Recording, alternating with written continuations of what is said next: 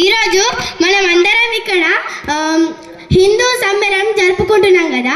మనం ఒక హిందువులమై ఈ హిందూ సమ్మేళనం జరుపుకోవడం అనేది మనకు చాలా ఆనందాన్ని ఇస్తుంది. ఇంకా ఇది చాలా గర్వకారణం. ఎందుకంటే హిందువులమైన మనం ఒకటేసారి అందరం కలిసి జరుపుకునే ఆనంద పండుగ హిందూ సమ్మేళనం. ఈ పండుగకు విచ్చేసిన పెద్దలకు, చిన్నలకు, గురువులకు ప్రతి ఒక్కరికి నా అభినందనలు తెలియజేస్తున్నాను. ఇక్కడ మనము మేడం గారు కానీ నేను మనం రోజు చూసే ఎద్దులను మరియు ఆవులను, వాటి గురించి, వాటి విశిష్టత ఏంటిది, మనం వాటిని ఏ విధంగా చూడాలి, మనకు వాటితో అవసరాలు ఏంటివి అనే కొన్ని విషయాల మీద నేను చెప్పబోతున్నాను. మనం పొద్దున లేస్తే ఇంటి ముందు ఆవులు కట్టి ఉంచుతాం, అక్కడ ఆవులు కనబడతాయి. మళ్ళీ రాత్రి పడుకునేటప్పుడు డోర్లు వేయంగా ఇంటి ముందు ఆవులే ఉంటాయి. పడుకునేటప్పుడు వాటినే చూస్తాం.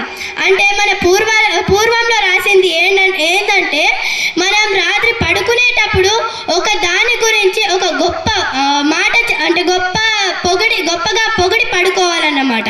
అదే మనం వేరే వాళ్ళను మనల్లో పొగుడుకోవడం కాదు. మనకు చాలా రకాలుగా సహాయం చేసే ప్రతి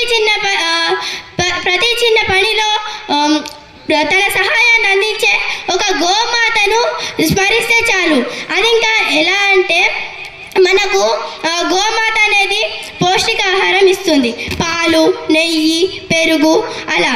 ఇంకా గోమాతను మనం పంటకు ఉపయోగిస్తాం. పంటకు ఎలా దున్నడం లాంటివి, ఎడ్ల బండికి, ఇలాంటి వాటికి చాలా అవసరాలకు గోవులను ఉపయోగిస్తాం. ఆ గోవులన్నిటినీ మనం రాత్రి ఒక్కసారి స్మరిస్తే చాలు. ఈరోజు నేను ఈ గోవులను అంటే ఇంత సహాయం చేశాయి కదా అని. గోవులలో ఒకటి కాదు, రెండు కాదు, దాదాపు 18 దేవతలు కొలువై ఉంటారు. ఎలాంటి వారంటే గణేశుడు, కుమారస్వామి, శివుడు, సూర్యుడు, చంద్రుడు, సరస్వతీదేవి, లక్ష్మి, ఇలా చాలామంది కొలువై ఉంటారు. అంటే మనం ఒక గోవుని స్మరిస్తే చాలు. ఎన్నో